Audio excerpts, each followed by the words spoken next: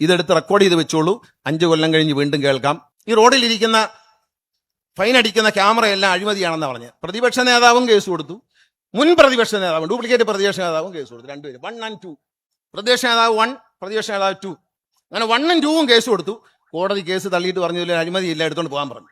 പഞ്ചായത്ത് തെരഞ്ഞെടുപ്പിന് എന്ത് പറഞ്ഞു? പോറ്റിയെ കയറ്റി. ആര് പോറ്റിയെ കയറ്റി? പോറ്റിയെ കയറ്റിയത് തന്ത്രിയാ, മന്ത്രിയല്ല. പോറ്റിയെ കയറ്റത് ഏതോ മന്ത്രിയാണ്, പോറ്റിയെ കയറ്റിയത് ഏതോ ബോർഡ് മെമ്പറാണ്, ഏതോ ചെയർമാൻ പ്രസിഡന്റാണ് എന്നെല്ലാം പറഞ്ഞ് പ്രതിഫലിച്ച് പാട്ടുപാടി നടന്ന കോൺഗ്രസ്സുകാർ ഇപ്പൊ പറയുന്നത് പോറ്റിയെ കയറ്റിയത് തന്ത്രിയാണ് എന്ന് ആര് കണ്ടെത്തി? കേരളത്തിന്റെ ബഹുമാനപ്പെട്ട ഹൈക്കോടതി നിയോഗിച്ച സ്പെഷ്യൽ ഇൻവെസ്റ്റിഗേഷൻ ടീമാണ്. സാധാരണ ഒരു അന്വേഷണം തുടങ്ങിയാൽ അന്വേഷണം പൂർത്തിയാക്കി കോടതിയിൽ ചാർജ് ഷീറ്റ് സമർപ്പിക്കുകയാണ്. ഇവിടെ അങ്ങനെയല്ല. എല്ലാ ആഴ്ചകളിലും 1-2 ആഴ്ച കൂടുമ്പോൾ ഉദ്യോഗസ്ഥരെ വിളിച്ചു വരുത്തി അടച്ചിട്ട കോടതിയിൽ ബഹുമാനപ്പെട്ട ഹൈക്കോടതി ചോദിക്കുകയാണ്, എന്തായി കാര്യങ്ങൾ, എവിടം വരെ എത്തി, ആരെയൊക്കെ അറസ്റ്റ് ചെയ്തു, ആരൊക്കെയാണ് കുഴപ്പക്കാർ എന്നന്വേഷിക്കുന്ന അത്ര കൃത്യതയുള്ള ഒരന്വേഷണത്തിൽ ഈ പറയുന്ന മോഷ്ടാവായ പോറ്റിയെ ക്ഷേത്രത്തിൽ കൊണ്ടുവന്നതും അവിടെ അകത്ത് കയറ്റിയതും തന്ത്രിയാണ് എന്ന് പറയുമ്പോൾ കുറെ ആൾ പറയുന്നു അങ്ങനെയല്ല, ഞങ്ങൾ ഉദ്ദേശിക്കുന്ന ആൾ കേസിൽ പ്രതിയാകണം. അതാണ് ഇപ്പോൾ ഇവിടുത്തെ രാഷ്ട്രീയം. ഞങ്ങൾ എന്താണോ ഉദ്ദേശിക്കുന്ന അയാൾ കേസിൽ പ്രതിയാകണം. എന്തൊക്കെ കുറ്റം ചെയ്തു എന്ന് UDF-ഉം BJP-യും ഒരേ സ്വരത്തിൽ പറയുന്നു. അവർ ആ കുറ്റം ചെയ്തു എന്ന് സമ്മതിക്കണം. അത് പറ്റൂ. ഈ രാജ്യത്തൊരു നീതിന്യായ വ്യവസ്ഥയുണ്ട്. അവിടെ സത്യസന്ധമായി മാത്രമേ ഒരു ഗവൺമെന്റ് പെരുമാറാൻ പറ്റൂ. മാത്രമല്ല, സർക്കാർ സ്വാധീനിക്കപ്പെടുന്ന ഒരു അന്വേഷണമല്ല, സംസ്ഥാന സർക്കാരിനോ ബഹുമാനപ്പെട്ട മുഖ്യമന്ത്രിക്ക് പോലും ഇടപെടാൻ കഴിയുന്ന ഒരു അന്വേഷണമല്ല ശബരിമല വിഷയത്തിൽ നടക്കുന്നത്. ശബരിമലയിൽ ഒരു ക്രമക്കേട് നടന്നിട്ടുണ്ട് എങ്കിൽ അത് കണ്ടെത്തുമ്പോൾ കോടതി മുമ്പാകെ തന്നെ അത് വരികയും അവരെ ആരാണോ കുറ്റക്കാർ അവർ ശിക്ഷിക്കപ്പെടുകയും ചെയ്യും. ഒരു തെരഞ്ഞെടുപ്പിൽ മറ്റൊന്നും, ഞാൻ ഈ പഞ്ചായത്ത് തെരഞ്ഞെടുപ്പിൽ എല്ലാ സ്ഥലത്തും പോയി നോക്കി. BJP-ക്കും കോൺഗ്രസിനും ഒരേ സ്വരം പറയാനുള്ളത് ആ ശബരിമല ശബരിമല ശബരിമല ശബരിമല ശബരിമല. ആരാണ് ശബരിമലയിൽ സ്വർണം കട്ടതെന്നും കൊടിമരത്തിന് മുകളിലിരുന്ന വായുവാഹനം വരെ അടിച്ചുകൊണ്ട് പോയത് ആരാണെന്നും ഇപ്പോൾ ദിവസങ്ങൾ കഴിയുന്നവരും തിരഞ്ഞുകൊണ്ട് കേരളത്തിലെ ജനങ്ങളെ ഒരു തെരഞ്ഞെടുപ്പിന്റെ ഭാഗമായി തെറ്റായി ധരിപ്പിച്ചതിന് കേരളത്തിലെ ജനങ്ങളോട് UDF-ഉം BJP-യും ഒരേ സ്വരത്തിൽ മാപ്പ് പറയേണ്ട സമയമായിട്ടുണ്ട്. തെരഞ്ഞെടുപ്പ് എടുക്കുമ്പോൾ ഇനിയിപ്പോൾ മുറുക്കും. ഇനിയിപ്പോൾ ഇറങ്ങിയിട്ടുണ്ട്. ഇനി എയിംസ് വരും. അത് തൃശ്ശൂരിൽ വരുമോ ആലപ്പുഴയിൽ വരുമോ? കാരണം തൃശ്ശൂരാണെങ്കിലും MP പറയുന്നത് അമ്മയുടെ വീട് ആലപ്പുഴ, അതുകൊണ്ട് ആലപ്പുഴയിൽ മതി എന്നാണ്. അവന്റെ തെങ്കാശിയിലായാലും മതി എന്നായി. അവസാനം തെങ്കാശിയിലേക്ക് പോയി. അങ്ങനെ പോയിക്കൊണ്ടിരിക്കുകയാണ്.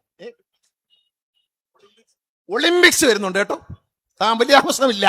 ഇന്ത്യയിലല്ല, തൃശ്ശൂര്, കേരളത്തിൽ ഒളിമ്പിക്സ് വരുന്നുണ്ടെന്നാ പറയുന്നത്. ഒളിമ്പിക്സേ ഏഷ്യാഡൊന്നും അല്ല, ഇവിടുന്നൊക്കെ അങ്ങ് പോയി ഒളിമ്പിക്സ്.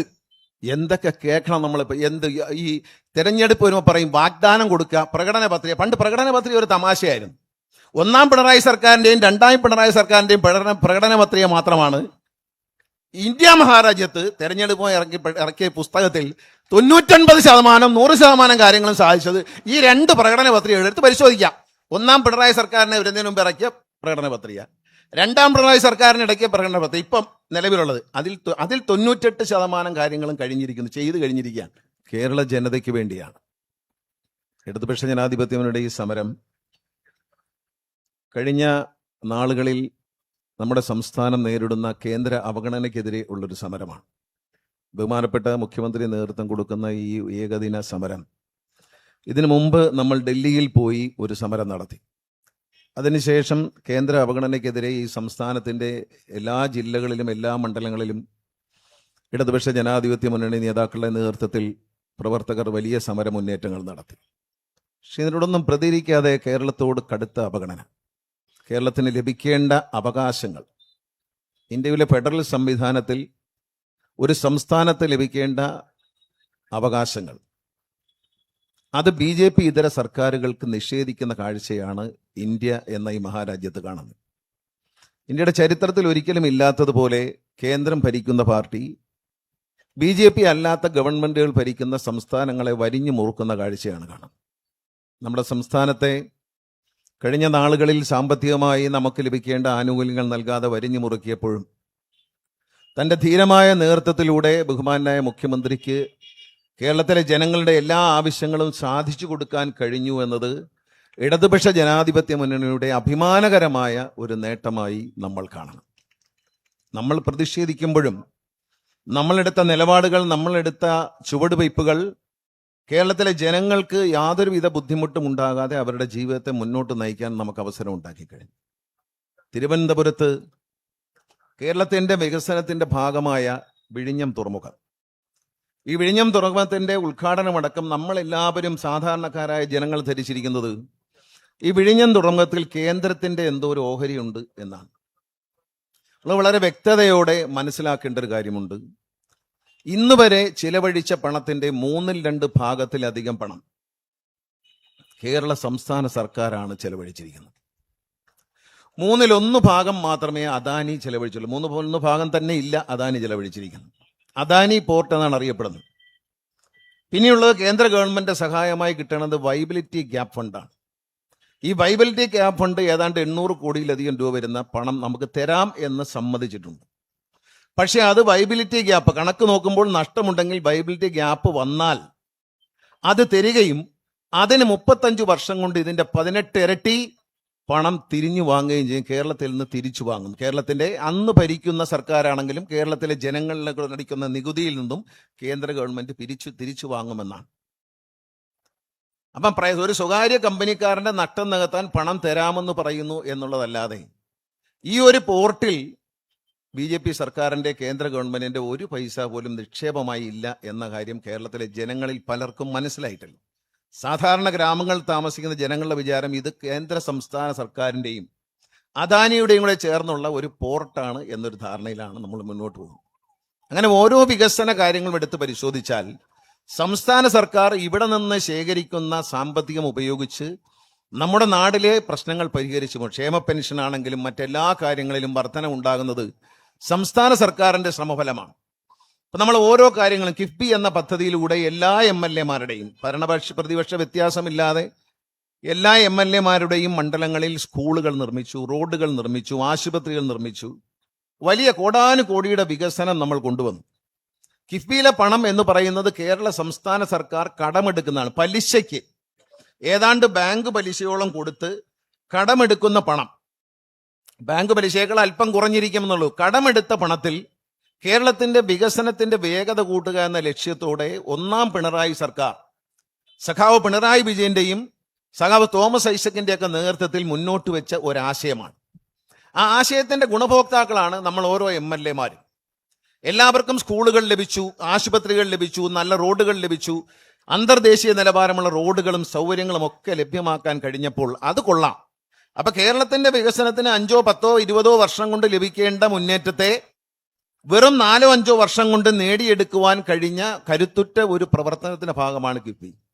കിഫ്ബിക്ക് വേണ്ടി നമ്മൾ കടമെടുത്ത പണം അത് കേന്ദ്ര ഗവൺമെന്റ് നമ്മുടെ കടബാധ്യതയോടൊപ്പം എഴുതി ചേർക്കുകയാണ്. നമ്മൾ വാങ്ങിയ കടം നമ്മൾ തന്നെ തിരിച്ചു കൊടുക്കണം.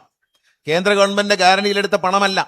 ആ പണം നമ്മൾ തന്നെ തിരിച്ചു കൊടുക്കുന്ന ആ പണത്തിന്റെ കണക്കും കേന്ദ്രത്തിന്റെ കടം വാങ്ങാനുള്ള നമ്മുടെ അധികാരത്തിലേക്ക് കൈകടത്തുകയാണ്. ഇത് സാധാരണക്കാരായ ജനഗവൺമെന്റ് നമ്മളെ വരിഞ്ഞു മുറുക്കാൻ, ഈ സംസ്ഥാന ഗവൺമെന്റിനെ വരിഞ്ഞു മുറുക്കുക എന്നതിന്റെ അർത്ഥം കേരളത്തിലെ ജനങ്ങളെ കഴുത്തിന് ഞെരിക്കുക എന്നുള്ളതാണ്. ഓരോ ദിവസം കഴിയുന്നതോറും റേഷന്റെ ആനുകൂല്യങ്ങൾ കുറഞ്ഞു വരുന്നു. കേന്ദ്ര ഗവൺമെന്റ് നൽകുന്ന ആനുകൂല്യങ്ങൾ നമുക്കറിയാം. കേന്ദ്രത്തിന്റെ മഹാത്മാഗാന്ധി തൊഴിലുറപ്പ് പദ്ധതി അടുത്ത ദിവസങ്ങളിൽ നമ്മൾ കണ്ടതാണ്. ആ മഹാത്മാഗാന്ധി തൊഴിലുറപ്പ് പദ്ധതിയെ ഗാന്ധിജിയുടെ പേര് പോലും, രാഷ്ട്രപിതാവായ ഗാന്ധിജിയുടെ പേര് പോലും മാറ്റിക്കൊണ്ട് അതിൽ മാറ്റം വരുത്തി സംസ്ഥാന സർക്കാരിന്റെ ഓഹരി കൂടി ഉൾപ്പെടുത്തണമെന്നാണ്. അപ്പൊ സംസ്ഥാന സർക്കാരിനെ വീണ്ടും ഞെരിക്കുകയാണ് സാമ്പത്തികമായിട്ട്. നമ്മൾ കടം വാങ്ങാൻ അനുവദിക്കുന്നില്ല. നമ്മുടെ റിസോഴ്സസ് ഉപയോഗിച്ച് നമ്മൾ ശേഖരിക്കുന്ന ധനം കൊണ്ട് ഈ നാട്ടിലെ എല്ലാ കാര്യങ്ങളും നടത്തിപ്പോകുമ്പോൾ വീണ്ടും നമ്മളെ ഞെരിക്കുകയാണ് കേരളത്തിലെ സാധാരണക്കാരായ ജനങ്ങൾ. നമുക്കറിയാം, പെൺകുട്ടികൾ ജനിച്ചു കഴിഞ്ഞാൽ 18 വയസ്സിന് മുമ്പേ പണ്ട് കല്യാണം കഴിപ്പിക്കും. നേരെ ചൊവ്വേ അവരെ ഒന്ന് ഡിഗ്രി എടുക്കാൻ അനുവദിക്കാതെ കല്യാണം കഴിപ്പിക്കുന്ന ഒരു സംസ്കാരം നമ്മുടെ നാട്ടിലുണ്ടായിരുന്നു. ഈ പെൺകുട്ടികളിൽ പലരും വിവാഹിതരായി, പിന്നെ വിവാഹമോചനം നേടി വിധവകളായി മാറി. അങ്ങനെ ഒറ്റപ്പെട്ട് കുഞ്ഞുങ്ങളുമായി ജീവിക്കുന്നവർക്കെല്ലാം ആശ്രയമായ ഒരു പദ്ധതിയായിരുന്നു. നേരെ ചൊവ്വേ വിദ്യാഭ്യാസം നേടാൻ കഴിയാത്തവർക്ക് അനുഭാനത്തോടെ ചെയ്യാൻ കഴിയുന്ന ഒരു ജോലിയായിരുന്നു തൊഴിലുറപ്പ് പദ്ധതി.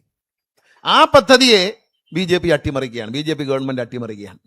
അപ്പൊ ഏറ്റവും പാവപ്പെട്ടവർ, സമൂഹത്തിലെ ഏറ്റവും പാവപ്പെട്ടവർ, അതിൽ ബഹുഭൂരിപക്ഷം വരുന്നതും സ്ത്രീകളാണ് എന്നാലോചിക്കണം. തൊഴിലുറപ്പ് പദ്ധതിയിൽ പോകുന്നതിൽ ഏതാണ്ട് 99% സ്ത്രീകളാണ്. ആ സ്ത്രീകളുടെ അവരുടെ കഞ്ഞിയിലാണ് പാറ്റയിടുന്നത് കേന്ദ്ര ഗവൺമെന്റ്. ആരാ? സംസ്ഥാന സർക്കാരിനോടുള്ള വിരോധം തീർക്കുന്നതാണ്. അവിടെയും എന്താണ് ചെയ്തത്? ഇന്ത്യക്ക് സ്വാതന്ത്ര്യം നേടിത്തന്ന ഇന്ത്യ ഭാരതീയന മതേതരത്വത്തിന്റെ മഹത്വം മനസ്സിലാക്കി തന്ന മഹാത്മജിയുടെ പേരെടുത്ത് മാറ്റുക. ഇനി അത്യാവശ്യം മഹാത്മജിയുടെ പടമുള്ളത് നോട്ടിൽ മാത്രമേ ഉള്ളൂ. മഹാത്മജി മരിച്ചു പോയതുകൊണ്ട് കുഴപ്പമില്ല, അല്ലെങ്കിൽ അദ്ദേഹം പറഞ്ഞാൽ എൻ്റെ പണം അതിൽ നിന്നൊന്ന് മാറ്റിത്തരണം എന്ന് പറയണം. ലോകത്ത് ഇത്രയും വിലയിടിയുന്ന ഒരു സാധനം ഇന്ത്യയുടെ രൂപ മാത്രമാണ് എന്ന് മനസ്സിലാക്കുക. ലോകത്ത് എല്ലായിടത്തും ഡോളറുമായി വില താരതമ്യം ചെയ്യുമ്പോൾ ഏറ്റവും വിലയിടിയുന്ന സാധനം ഇന്ത്യയിലെ ഡോളറാണ്. മോഡിയുടെ ഭരണത്തിൽ ഇന്ത്യൻ റുപ്പിയാണ്. ആ ഇന്ത്യൻ റുപ്പിയിൽ നിന്ന് എൻ്റെ പണം ഒന്ന് മാറ്റിത്തരണം എന്ന് പറയാൻ മഹാത്മാഗാന്ധി ജീവിച്ചിരിക്കുന്നില്ല എന്നുള്ളതാണ്. അത്രത്തോളം മഹാന്മാരെ വരെ അപമാനിച്ചുകൊണ്ട് മതരാഷ്ട്രീയം കേരളത്തിലും ഇന്ത്യയിലും പടർത്തുകയാണ്. ബഹുമാനപ്പെട്ട മുഖ്യമന്ത്രിയുടെ പ്രസംഗത്തിലും മറ്റ് പ്രമുഖ നേതാക്കളെ എല്ലാം പരാമർശിച്ചുകൊണ്ട് ഞാൻ ആവർത്തിക്കുന്നില്ല. കേരളത്തിൽ ഇന്ന് കണ്ടുവരുന്ന ഭൂരിപക്ഷ ന്യൂനപക്ഷ വർഗീയ പ്രീണനം അതിന് ഏറ്റവും കൂടുതൽ സഹായിക്കുന്നത് UDF ആണ്. അവരെ സംബന്ധിച്ച് ആര് തല്ലിയാലും കുഴപ്പമില്ല, ഇവിടെ ഒരു തല്ല് നടക്കണം എന്നതേ ഉള്ളൂ. ഇവിടെ ഒരു അരാജകത്വം ഉണ്ടായാൽ അത് മുതലെടുത്ത് കരകയറാമെന്ന് ചിന്തിക്കുന്ന UDFന്റെ സംവിധാനങ്ങൾ, ആ സംവിധാനം ഇന്ന് ഏറ്റവും പ്രോത്സാഹിപ്പിക്കുന്നത് മതവികാരം ഉണർത്തിവിടുക എന്നുള്ളതാണ്. BJP ഉണർത്തിവിടുന്ന മതവികാരത്തെക്കാൾ അപകടകരമായ മതവികാരമാണ് UDF ഈ സംസ്ഥാനത്ത് അഴിച്ചുവിടുന്നത്. ഈ കഴിഞ്ഞ തെരഞ്ഞെടുപ്പിൽ നമ്മൾ പറഞ്ഞു, പഞ്ചായത്ത് തെരഞ്ഞെടുപ്പിൽ എന്ത് പറഞ്ഞു? പോറ്റിയെ കയറ്റി. ആര് പോറ്റിയെ കയറ്റി? പോറ്റിയെ കയറ്റിയത് തന്ത്രിയാ, മന്ത്രിയല്ല. പോറ്റിയെ കയറ്റത് ഏതോ മന്ത്രിയാണ്, പോറ്റിയെ കയറ്റിയത് ഏതോ ബോർഡ് മെമ്പറാണ്, ഏതോ ചെയർമാൻ പ്രസിഡന്റാണ് എന്നെല്ലാം പറഞ്ഞ് പ്രചരിപ്പിച്ച് പാട്ട് പാടി നടന്ന കോൺഗ്രസ്സുകാർ ഇപ്പൊ പറയുന്നത് പോറ്റിയെ കയറ്റിയത് തന്ത്രിയാണ് എന്ന് ആര് കണ്ടെത്തി?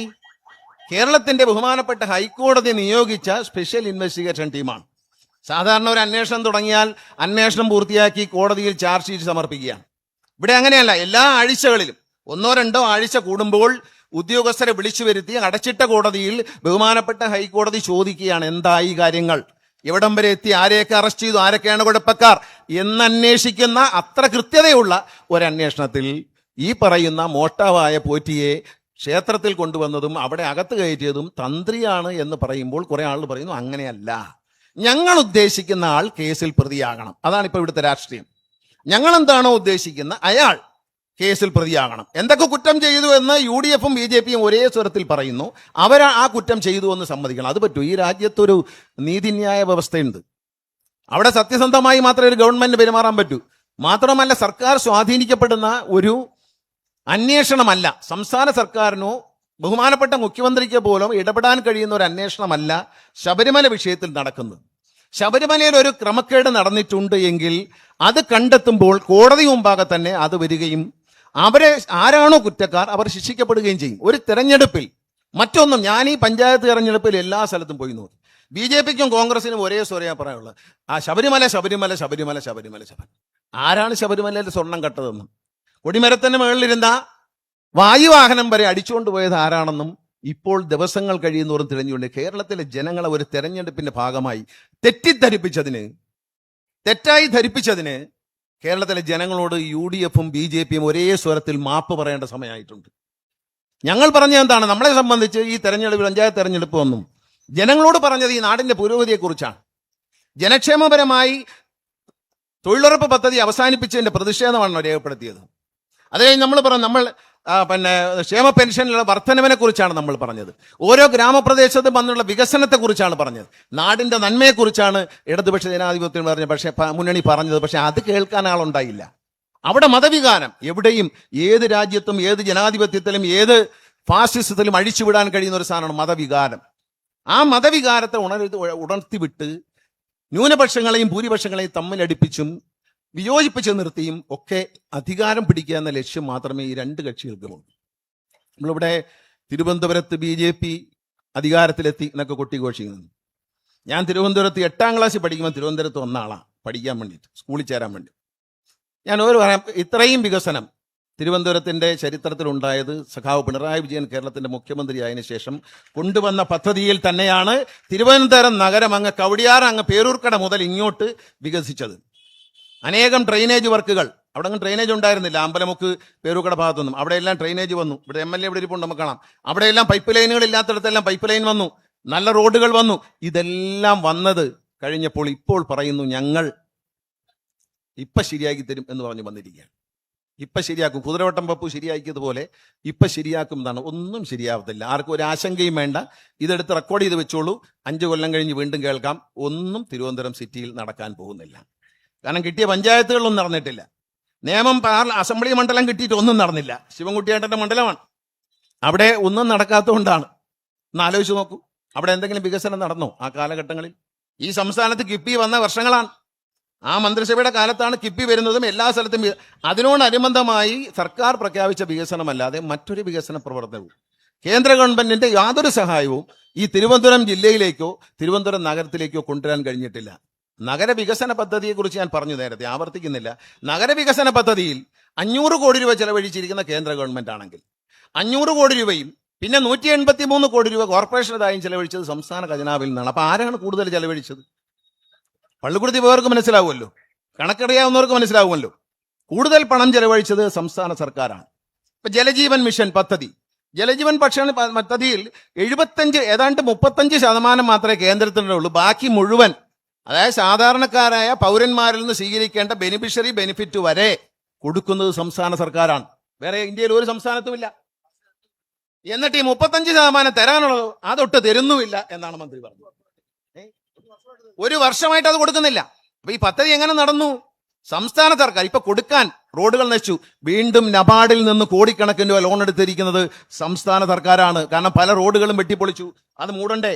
അതിനുവേണ്ടി സംസ്ഥാന സർക്കാർ നബാർഡിൽ നിന്ന് 5000 കോടി രൂപ ലോൺ എടുത്തിരിക്കുകയാണ്. നമുക്കറിയാം, നമ്മളെ ഗ്രാമപ്രദേശങ്ങളിലെ പല റോഡുകളും പൈപ്പിട്ടു, അത് തല്ലി പൊട്ടിച്ചു, അത് പൊട്ടിക്കേണ്ടി വന്നു. അത് നികത്താൻ പണമില്ല. 5000 കോടി രൂപ സംസ്ഥാന സർക്കാർ നബാർഡിൽ നിന്ന് ലോൺ എടുത്തിരിക്കുന്നു. അതാണ് കൊടുക്കുന്നത് ബില്ല് മാറാൻ.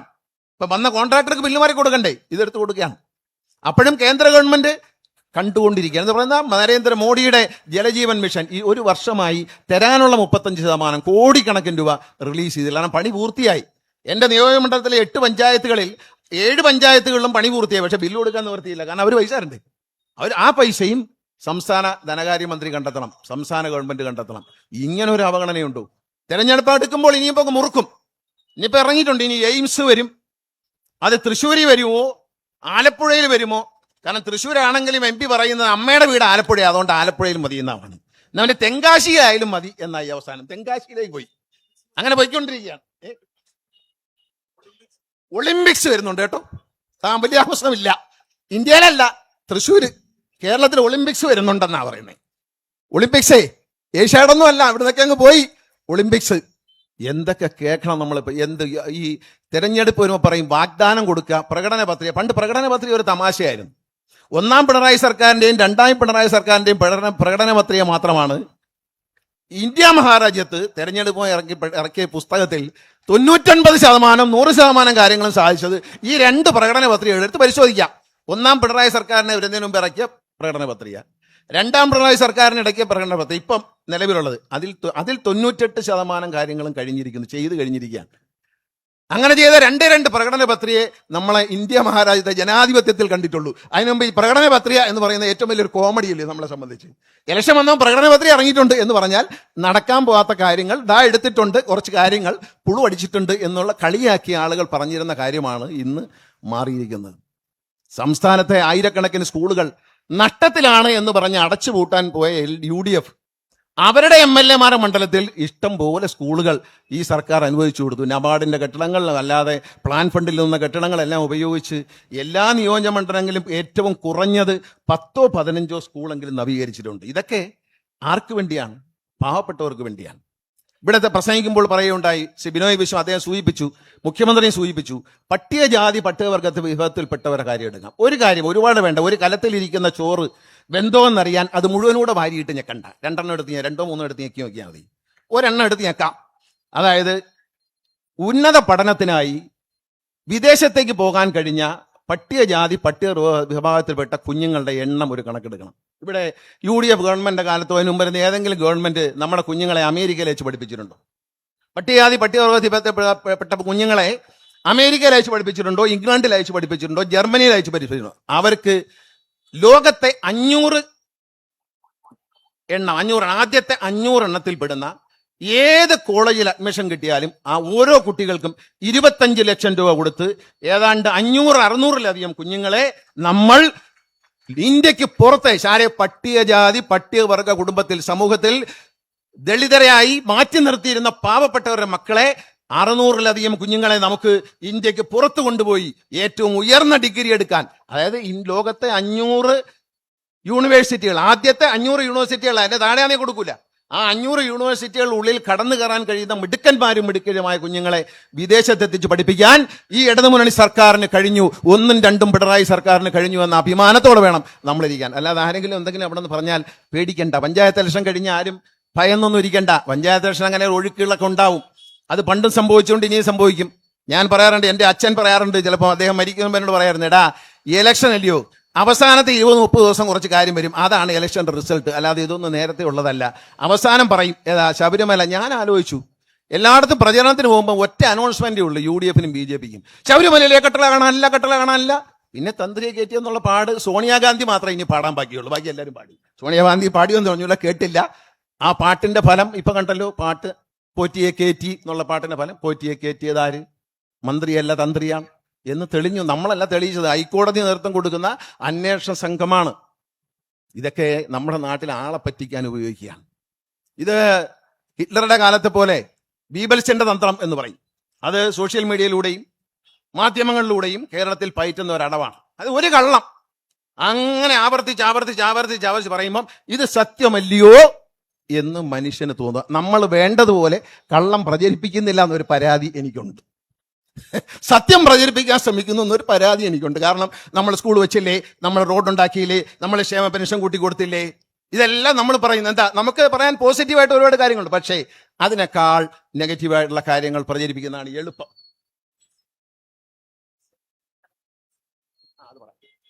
അതാണ് നമുക്ക് എളുപ്പം. ഏതാണ്? അതുകൊണ്ട് നമ്മൾ നല്ല കാര്യം പറയുന്നു, അതുണ്ടാക്കി, നമ്മൾ ബസ് സ്റ്റാൻഡ് പണിഞ്ഞു, നമ്മൾ അത് ചെയ്തു, ഇത് ചെയ്തു, നമ്മളെ പട്ടികജാതിവിഭാഗത്തിൽപ്പെട്ട കുഞ്ഞുങ്ങളെ വിദേശത്ത് അയച്ചു, ഇതൊക്കെ പറയുമ്പം അതൊന്നും ഒരു വിഷയമല്ല. എന്താണ് ഓരോരുത്തർ കാണിക്കുന്ന വൃത്തികേടുകൾ. ഇപ്പൊ എല്ലാവർക്കും ആഗ്രഹം, ഒരാളെ പിടിച്ചുകൊണ്ട് ജയിലിൽ ഇട്ടിട്ടുണ്ട്, അയാൾക്ക് ജാമ്യം കിട്ടുമെന്ന് അറിയാനുള്ള വലിയ ആകാംക്ഷയിലാണ്. അയാളെ ഒന്ന് എങ്ങനെയെങ്കിലും ഇറക്കി കൊണ്ടുപോകണമെന്നാണ്. അധപ്പതനം എന്നല്ലാതെ എന്ത് പറയാൻ. കോൺഗ്രസിന് അന്തസ്സുണ്ടെങ്കിൽ അയാളോട് MLA സ്ഥാനം രാജിവെക്കുമെന്ന് വേണം. ഞങ്ങൾ പുറത്താക്കി, ഇനി അയാൾ ഏത് കയ്യാലെ ചാടിയാലും കുഴപ്പമില്ല എന്ന് വിചാരിക്കുന്നത് ശരിയല്ലല്ലോ. അയാളെ പുറത്തു പോകാൻ പറയൂ. ഞങ്ങളുടെ കെയറോഫിൽ കിട്ടിയ ഈ MLA സ്ഥാനം രാജിവെക്കൂ എന്ന് പറയാൻ ഒരു കോൺഗ്രസ് നേതാവിന് ധൈര്യമില്ലാണ്. എന്തോ ഒരു പേടിയുണ്ട്, എന്തോ ഒരു സാധനം ഏതാ ഉണ്ട്.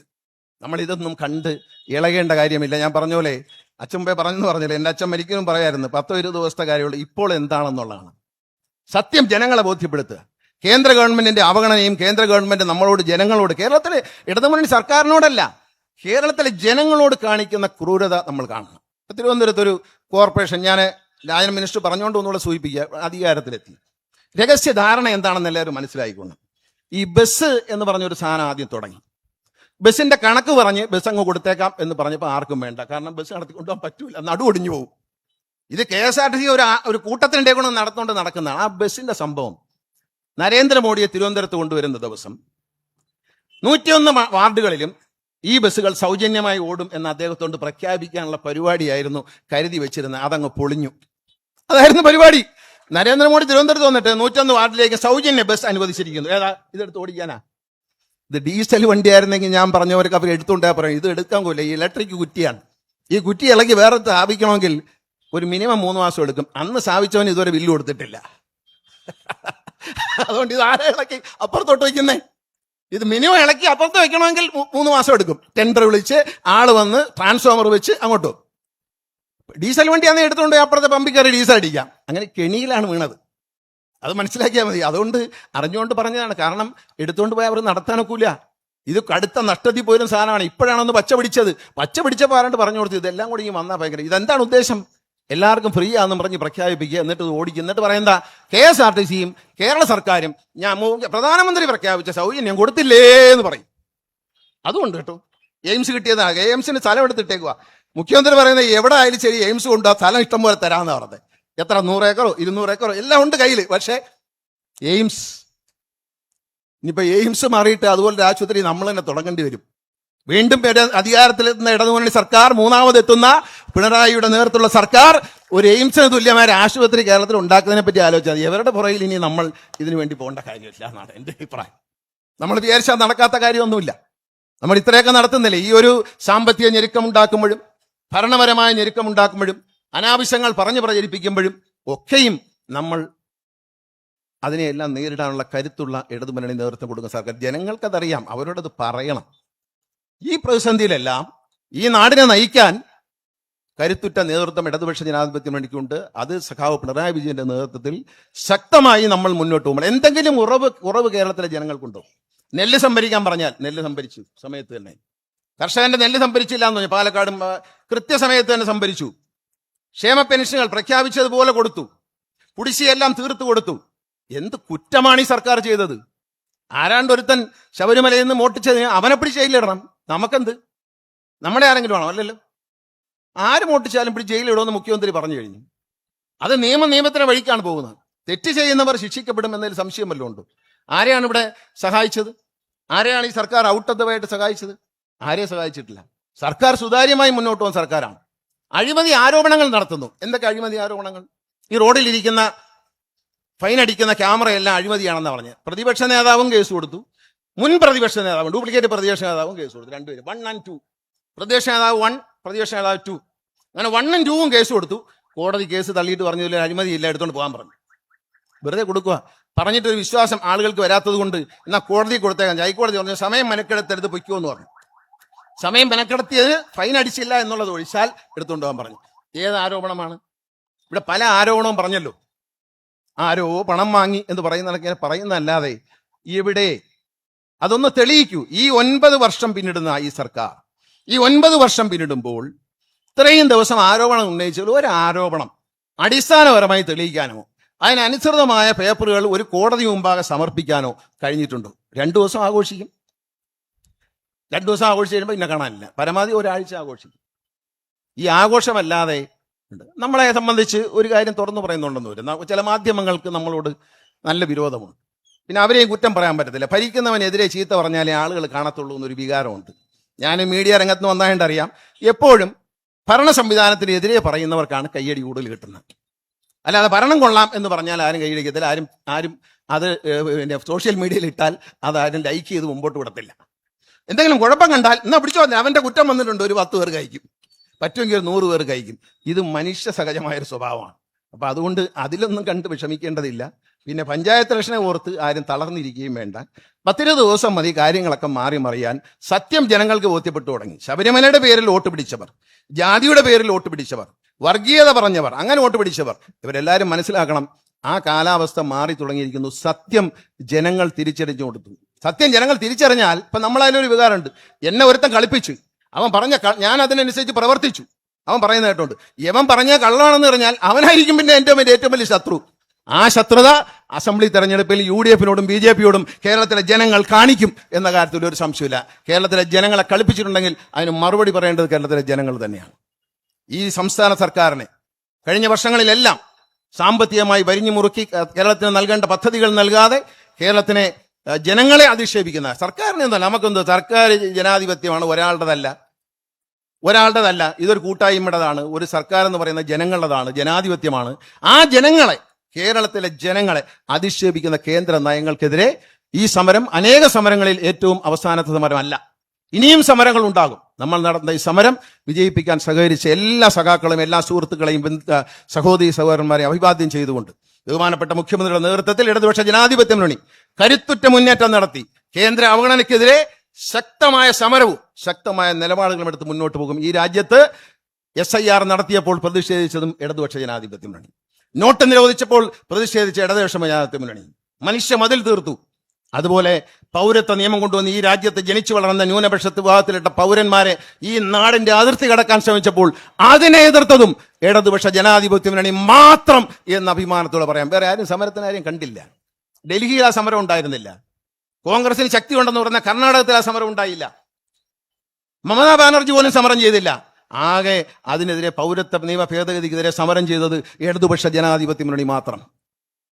അതുകൊണ്ട് ഈ വർഗീയ ശക്തികളെ നേരിടാൻ കരുത്തുള്ള ഇടതുപക്ഷ ജനാധിപത്യ മുന്നണിക്ക് കരുത്തു പകർന്നു ഈ സമര പോരാട്ടങ്ങളിൽ അണിനിരക്കണം എന്ന് എല്ലാവരോടും അഭ്യർത്ഥിച്ചുകൊണ്ട് ഈ സമര പരിപാടികൾ പങ്കെടുത്ത എല്ലാവർക്കും അഭിവാദ്യങ്ങൾ അർപ്പിച്ചുകൊണ്ട് ഞാൻ എൻ്റെ വാക്കുകൾ ചുരുക്കുന്നു. നന്ദി, നമസ്കാരം, ജയ് ഹിന്ദ്.